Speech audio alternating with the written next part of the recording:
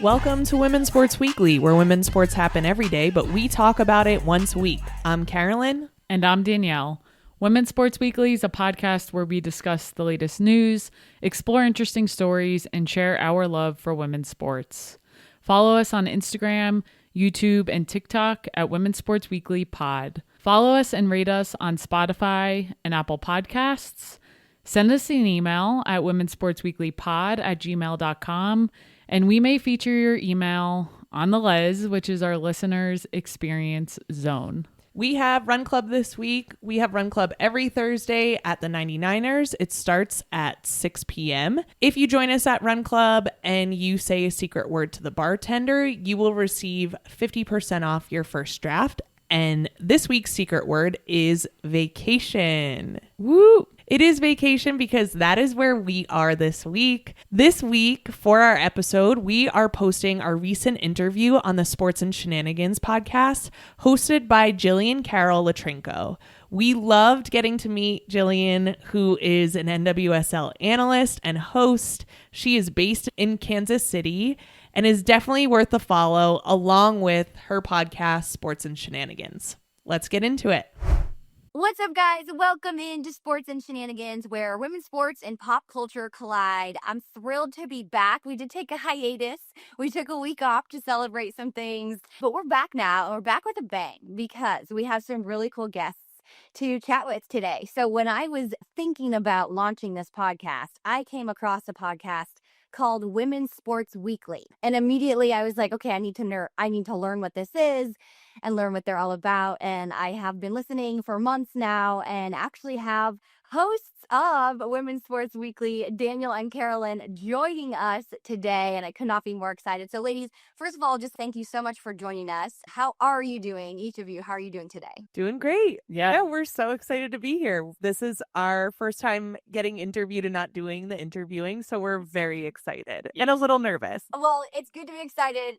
The nerves will get out of here in a second, I can assure you. But for real, just a big fan of what you guys have been doing. And so in my aim to continue to celebrate and elevate women's sports, to me, that means elevating women's sports podcasts, women's voices who are talking sports, and that certainly is both of you. So I want to start with really what's your guys' relationship with sports? I know you each have a separate relationship with sports, but talk to us a little bit about, Danielle, I'll start with you, just kind of what role sports play in your life? Sure. So growing up, I played any sport I could get my hands on, including tried to weasel my way into football at recess when I could, even though a lot of the time the boys would not let me play. But growing up, I played basketball, soccer, and softball all throughout high school. And I feel like sports in general just have shaped who I am today. And then I continued to play basketball throughout college. Basketball always held a special place in my heart because that's what my dad played. So him and I really bonded over that. And it was really a family game for us. So that was the one that I wanted to carry forward. And not only playing my whole life, but I always loved watching sports with him or with friends. And obviously in our relationship, as an adult, I was like, I can't just let sports die here after college because I really would have gone crazy. So still play sports that I can play. And Carolyn and I always watch and talk about it. So again, it's just shaped who I am. And I think I'm a better worker in my day job for it and just in life in general. So it's been really important for me as a whole. I don't know if you knew this, but I actually played football when I was young too. I was the only girl on the boys team. So look at that. I love that. My parents wouldn't let me actually play. I begged and pleaded, but I'm very jealous of you. It's just one of those things where if you have that love to be doing all the things, right? That might include football, which Yeah. No, I love that. Okay, Carolyn, and what about you as far as your involvement in relationship with sports? Similar to Danielle, played a bunch of sports growing up, softball, basketball, softball, and then, did I say that? Softball, basketball, soccer. Softball, basketball, soccer. Oh my gosh. And then went off to college and thought I was done playing sports. I thought I was burnt out and I was like, I'm done. And then I got to the University of South Carolina and I was like, I miss it. So walked on at the University of South Carolina, played for a couple of years there. And same thing, I think sports has taught me so much about how to communicate with others and how to lead and how to also be a really good teammate. So I love that piece of it. And then after college, tried to just stay active in recreational sports. And that's actually how Danielle and I met. We met playing in a bar softball league after college, which is like the start of our love story. And then I have always watched sports, and I was always amazed that more people were not watching more women's sports, because I was like, if so many people love to watch men's sports, there's you could watch double the amount. And so I remember like way back years ago, I would write out tweets and I would be like, I don't know why no one is watching X, Y, and Z right now. Like, if you love sports, then you should be watching this game, which was a women's sports game, whether it was tennis or WNBA, whatever it was. And so that's always been my little spiel that I give to people. Like, if you're a sports fan, then you need to be watching women's sports. Wow. Yeah, I love that. And I love hearing, where both of you started with sports and through even adulthood and now your marriage. I feel like sports is you just said it, like such a backbone of your relationship, which I don't want to speak for your marriage, but it sounds Right. like it might be. But no, to your point, I mean, that's a great segue right there. My next kind of point was going to be when and why and how did you start Women's Sports Weekly, and what was the inspiration behind it? You kind of alluded to it a little bit, that there was so much going on that people just weren't talking about and weren't watching. But how did you guys develop your amazing podcast? I can start and you can plug in. So we've been doing it for a year and a half now. This month will be a year and a half, which is exciting. It's sometimes hard to believe we've gone that long, and in a good way. It's just like we've been doing it. And it's funny because Carolyn has always loved podcasts, and I've gotten into them since I've known her, but not as much as she's like them. And I was actually away on a work trip, and out of the blue, she texts me and says, do you want to start a podcast? And I was like reading my phone. What are you talking about? Did not know if she was being serious or just like as a joke. And we continued to talk about it more. And she was like, all we do is talk about and argue about sports. Like, why don't we bring it to a platform and see what happens? And I feel like 2 weeks later is when we released our first episode without knowing anything. We were just like, well, let's just see how it goes. That's exactly right. Yeah. And I think we were having these conversations, going back and forth, arguing what's right, where should women's sports be going, what direction should it be taking. And I was like, I am a huge podcast listener, and I was like, we should start capturing this. And at the same time, there wasn't a lot of people talking about only women's sports, and we really make it a point on our podcast to only speak about women's sports. And not that we don't like men's sports, it's that we feel like there's enough media coverage of men's sports, and so we really just wanted to have that focus.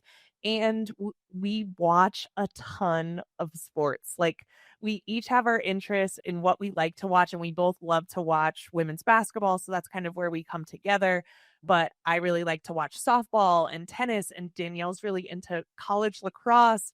And so we were able to just bring this together and take our curiosity and put it together and talk to each other like we are as a couple, and then also talk to other people who are fans, which is what we hope comes across in the podcast. Oh, it definitely does. I can definitely say that it does. You guys have a genuine, I would say, like, desire to share your passion. This is what I take away from when I listen, but you're also, your stuff, and you share the highlights and you share what people should be talking about. How would you kind of alluded to this, but like, what is your main goal with the podcast? It does seem like it's really something that you both just enjoy doing, but what is the goal as far as what you hope to bring to your listeners?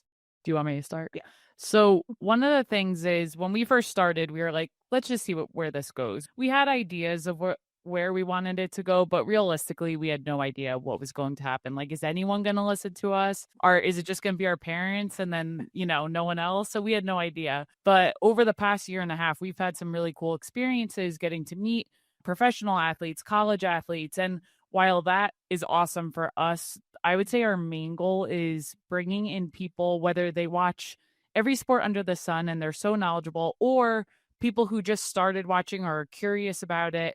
And I want it to be a place where all those people can come and listen and hear what we have to say and maybe form their own opinions about it and interact with us. One of the things we have is we love when people email us. We have our listeners experience zone because we want people to engage with us. And that started through DMs from people. And I would say that's one of the big goals, at least for me, is making sure it's a segue for both people who are super knowledgeable and maybe not as, and everyone can come together for the love of women's sports. Yeah, and we're not experts at the end of the day. We like to do research. I love to do research. Like, I'm going to get in there and try to find out as much as I can, but we aren't experts. And so we really want our fans to feel like they can reach out to us and say, I agree or I don't agree with what your take. And that's totally okay with us. And I have really strong opinions. And Danielle is really good at saying, there's multiple sides to each feeling and emotion that I have, which is very true. And so I think it's a really good balance. And then we get to have that listener interaction. So yeah, the more people we can get to engage with us and speak with us, I think the better product we create, because we just have to think a little bit more about what we're saying. Or I have to think a little bit more. It's just also nice to hear perspective, right? And so you're sharing yours, and to hear someone else, how they interpreted that and how they think about it. How has your response been? From what I've seen, you guys have been growing and growing and growing, but congratulations on 1.5 years, by the way. Thank you. How has that been going as far as the response and how the listeners have been really just taking to you? I mean, we are amazed. Like we said, we started and we were like, okay, maybe our parents will listen and our siblings, and that will be great for us. And we're both from New Jersey, but live here in Denver. So it has been a nice way to stay connected with family on the East Coast. But now we sold Women's Sports Weekly t-shirts, and you actually got one, Jillian. Thank you. I wasn't thinking. And we were amazed. We were like, if we sell X many, we'll be happy. And then we doubled that, and then we tripled that. And we were like, oh my gosh, we are sending t-shirts out to like states we didn't even know we had people listening. And so that has been very, very just like humbling and really cool that people want to listen to us. So that has been such a cool part of our growth, and experiences that we didn't think we were going to get, like the opportunity to go and be media at the Final Four or Unrivaled. Like, those things were huge for us, and things that we never expected when we started this 1.5 years ago. And sorry, go ahead. You're good. I was just going to say, I would add on to that, like, not only the t-shirts, but Carolyn's really big on, hey, if you give us a 5-star rating and reach out, like, we will send you a sticker.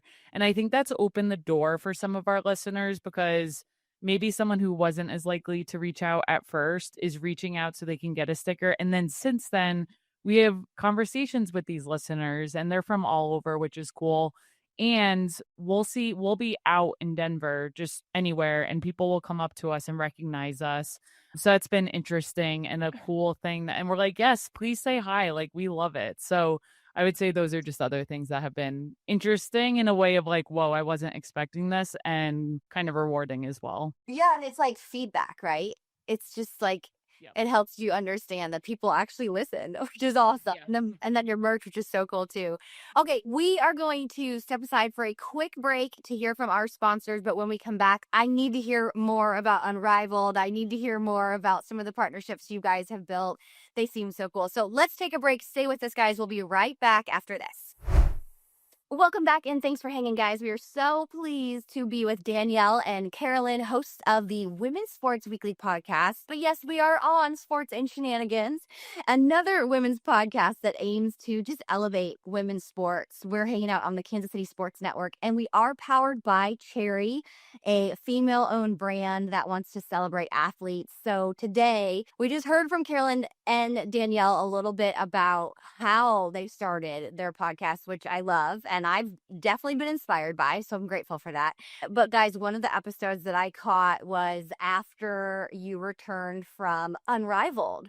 So Unrivaled just popped off out of nowhere, I feel like, this past season. But tell me all about like that experience. What access did you have? What were some of the highlights you took away from it? And just how cool was it? Yeah, I mean, it was the best weekend of our lives. It really was, for like a sports fan. It was just so amazing. Do you want to take how we kind of got in? You could take how we got it. Okay. So we have a friend in Denver, and we have been like leaning into our Denver network quite a bit, but they reached out to us and they were like, you need to go to Unrivaled. And so we sent an email and we were like, hey, we're a podcast. We would love to come. And they were like, sure, come on down, which was so amazing. And the access we had was beyond our wildest dreams. I mean, we were there and we got to go to practices the first day, do interviews with players after the practices, and then go to the games, and then go to post-game press conferences. And again, for two people who started as fans, and I like to think that we're growing and gaining, we're gaining some knowledge along the way, but still we're fans to start. It was just a really surreal moment. And to talk to people who we talk about all the time and idolize and have so much respect for, I think was just such an amazing experience. And what Unrivaled does and what they provide, we were just so happy to be a part of it and to see it and to share it with our listeners, because I do think what they're doing is so incredibly special in the way that they're taking care of their players in the environment that they're creating. And I think they're going to be a model for what leagues can do in the future, especially as they grow. Yeah. And we really did book that trip on a whim, because when they said you all can come, we were like, we are not missing out on this opportunity. And when we first got there, we had an idea of what to expect, but truly went into it kind of blind. Like, first time doing something like this, we were prepared as we could have been, but still nervous. And I just remember we walk in and they were like, okay, Katie Lou Samuelson's your first interview. And she just walks over, and I've been watching her since she was at UConn. I was a fan of her sister at Stanford. And I went in and asked the first few questions, and my hand was just shaking with the paper in hand. And it got easier as the day went on, but that's just an idea of when Carolyn says we're fans first. I was like, I am 1 foot away from this person that I've watched and have been a fan of, and got to meet all the players pretty much that were there. And it was just, to Carolyn's point, a surreal experience. I mean, my favorite player pretty much ever besides Candace Parker is Skylar Diggins. And she was there, meeting her and talking to her, and just seeing, at the end of the day, these players are people and they really are generous with their time. And to get that experience and get to meet them and kind of see that they are actually as cool as you think they would be was also a very nice experience. And just being on the practice floor with them. One thing I didn't mention earlier is I used to coach college basketball as well, where I played. I was a grad assistant for a few years. And that's at the Division III level. And then to be on the floor with WNBA players was just a moment that I just couldn't believe was happening. So it was a very, very cool experience. That had to be awesome. You mentioned that they seem very generous with your time. Something that I've worked in men's leagues. I work in a women's league now. And something that I always compare and talk about the difference is how the athletes, what type of time do they give media? Oh, how it's great to hear that they were generous with their time for you. Do you feel like that is something that women have to do as the female athlete in the leagues that are still trying to grow? I know that you mentioned this was your first kind of big media opportunity, but it's just interesting to think about that. How did you think the athletes took to you being female media members wanting to cover them? So we talked about this a little bit when we covered Unrivaled, but we were like, yeah, they need to be generous with their time, because that's the expectation of women in general, that women are generous and they're kind. And so there is that double-edged sword. And I want to acknowledge that, because I think why women are so successful and why we're seeing them skyrocket is because they do all the extra things. Like, they build up their social media and they take extra time and they form relationships. And so I wish it was a little bit less than that. We're thankful as fans it was like that, but we're also like, the men don't have to do this. They don't have to take all the time in the world to anybody who comes up to them. And that's really what they did. I will say, when we introduced ourselves as partners together, wives, and as fans first, they were so excited, because I do also think a lot of women get media people who attend their games and don't know a lot about them, or will mispronounce their name, or will not know their stats. And with us, you're not going to get that because we're way too nervous. We're going to get kicked out. So we're always going to make sure we're saying your name right and that we have your stats down. So there is that piece too that I wish women didn't have to do so much of, but I also am seeing now with this rise in women's sports that it's what makes them extra successful is because they do also have that marketing strategy in the back of their head that they're constantly moving. It's a very valid point. And the perspective is just, that's what blows my mind. I'm just like, I've seen both sides. And again, wish it didn't have to be that way. But the fact that female athletes, they have a lot on their shoulders. They're expected to do all of it and look beautiful and do all the things, right? But and take care of their kids on top of it. Find a way. Yeah. No, it's insane. Something else that I have noticed, again, that if you've been like living under a rock, maybe you don't know this rise in women's sports, but it's everywhere, which is so cool. And what I'm starting to see is collaborations between leagues and big sponsors that are typically in the male world are pulling in the women's side, which is so cool. Something we have in Kansas City, and I know you guys do too, is the first bar that is dedicated and prioritizing women's sports to be on all of their televisions. Ours is opening very soon, but you all in Denver have the 99ers. And so, first of all, I love the name. I am a soccer player, so the 99ers mean everything to me. But tell us a little bit about your collaboration and kind of partnership. I don't know if it's a partnership, but how you have worked together with them and maybe how that's mutually beneficial for both of you guys. Yeah. So when we first did our interview with the 99ers, we actually didn't know them very well. We were just so excited that a women's sports bar was opening, and we've got to know them more and more. And the owners, Annie and Miranda, do such a great job and are continuing to do such a great job here in Denver. And so Danielle plays in their football leagues that they run. Annie and Miranda also run a football league. So we have this collaboration. And then on top of that, we do a run club each week at the 99ers, which is great. And so they're allowing us to come in and give some discounts to the people who run, and they get the discount if they listen to our podcast. So that collaboration has been so great. And then we also have this really great partnership with the women's basketball club in Denver, and they are run by Dia and Lindsay. And so we're all working together really, really well, and we're doing something here. And so Dia and Lindsay knew that there were some WNBA players coming into town for a camp.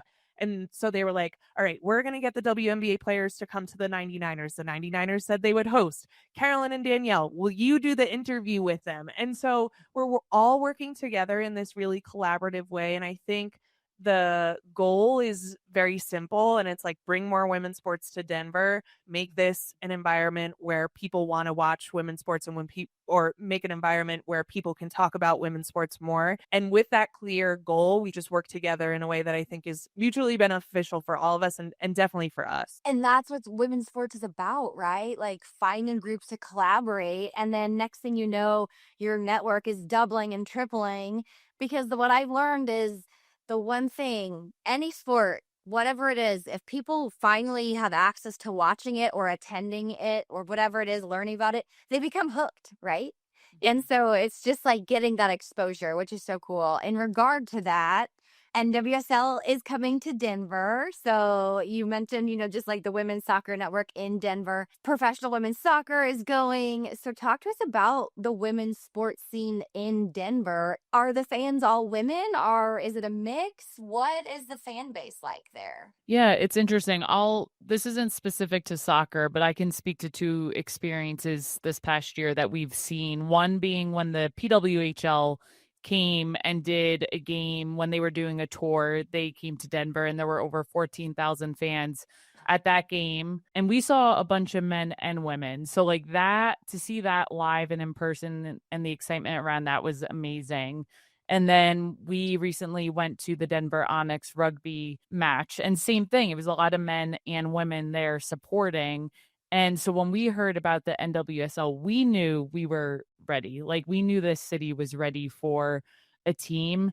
And since then, I would say there's a mix of fans, right? Like last year when the U.S. women's national team came to Denver, we went and tailgated outside there and saw a bunch of fans. And I know this year there were a ton of people at the game as well. So I think overall, and Denver being a sports city in general, everyone's just itching for the NWSL to get here. Like, we are beyond ready. And what I'll also say that I think is very cool about Denver specifically as a city is that at all the sporting events, there are so many families and like families that look like all different shapes and sizes and genders, but there are a ton of families. And I think Denver does a really, really good job of inviting families in. And so I'm very excited for that piece as well, because I know, well, the other thing that I want to mention is that the queer community here in Denver is amazing. And I think they do a really good job of showing up for their sports teams as well. And I think we're seeing this, especially with the Valkyries, whose shirt I have on today. They're leaning into their LGBTQ supporters and they're seeing the payoff in that. And so I hope that other teams are taking note of how to attract and keep fans and to lean into the fan base that has been there from the very beginning. But I do think Denver is ready. And in the 99ers, I would say, you know, there's mostly women, but there are always men in there. And so I just love to see that. And we really, within our podcast, we know that women's sports is growing. And so we're like, how can we call people in, whether they've never watched women's sports before, whether they're men who are just getting into it, like, how can we call them in and have them like, welcome, and here's the history, and let's go root for the Denver NWSL team, which we don't know what their name is yet, but we're so excited. No, I love that. I think that's fantastic. And it sounds like Denver, I mean, I know from my time visiting and just watching how they have welcomed women's sports, like it definitely feels like you kind of said it, like they lean into either underrepresented communities or even just, you mentioned it with families, like that's generations of women's sports fans, right? And so I feel like that is going to be, what I love is I'm in Kansas City, obviously, and the amazing facilities we have here with our NWSL team. Denver is doing the exact same thing, investing the same amount of money. There's going to be generations born that only know those amazing facilities for women. And so for me, that's where I'm just like, oh, this is the change. This is happening, which is so great. But I do think that it's going to take more than just the facilities, more than a women's sports bar. Like, I genuinely think it's going to take people like you rallying together groups, bringing them into this space, making them feel welcome, whether they're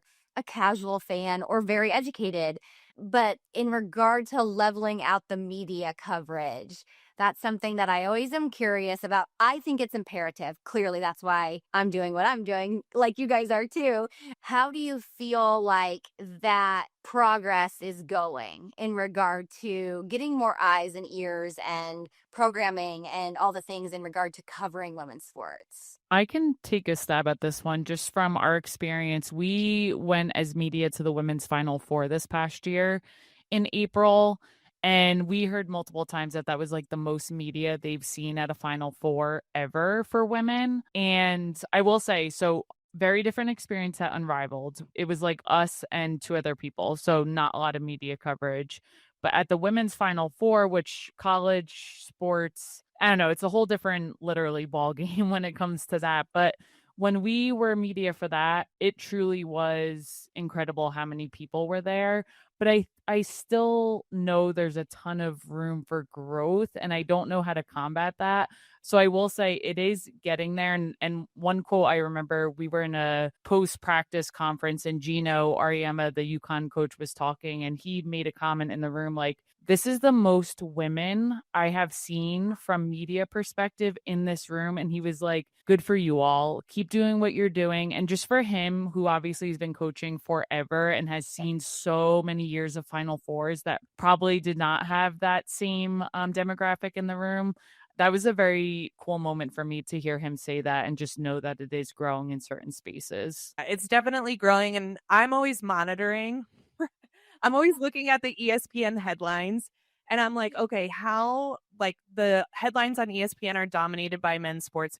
And then when there are women's sports, I'm looking at what they're saying. And I do think there's a lot of room for growth there. There have been so many interesting things happening in the WNBA, for example, with trades and free agency and this upcoming CBA. And I still only continue to see the same story over and over again. And so I would love to see more diversity in the media coverage. We know that if you put on women's sports, if you give them some primetime coverage people are going to watch. We see that time and time again. And we were talking about the French Open, and the French Open wasn't showing any primetime women's matches.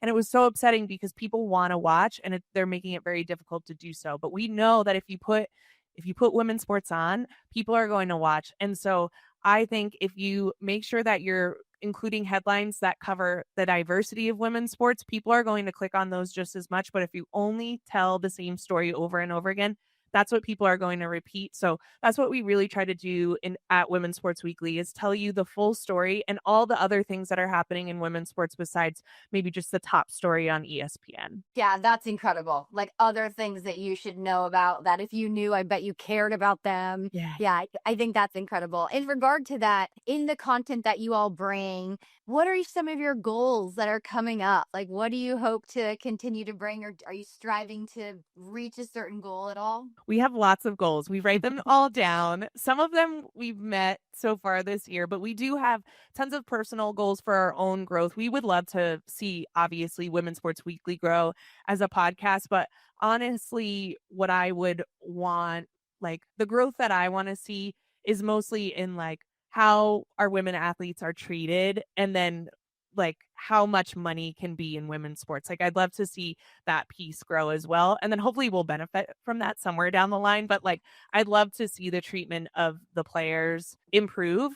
And then I think everything kind of rises with that. And I would also love to see some more dedication. But for us personally, do you want to talk any more about that? Yeah, I think obviously what you said about the players getting better treatment and what they deserve. But for us personally, I would say just continue to grow the podcast, reach more people, and hopefully more people will listen, and just continue to invite people in, like I said, regardless of where they're at in their women's sports journey and what they are watching. That's my biggest thing. Yeah. I always love when, there's either a podcast or whatever it is, an interview about a player either that I don't know very well or that I just didn't know a lot about. And I listen and I'm like, man, like, why have I not been following her? Like, her journey's incredible. And then, then I'm just hooked on to another player or another team. And it's just so important. And to your guys' point, like, it's not going to happen overnight. You just have to like steadily put out the information and hope that people come in and listen. And every time I've listened to you guys, it's always been like, oh, wow, this is great. It's information you need to know.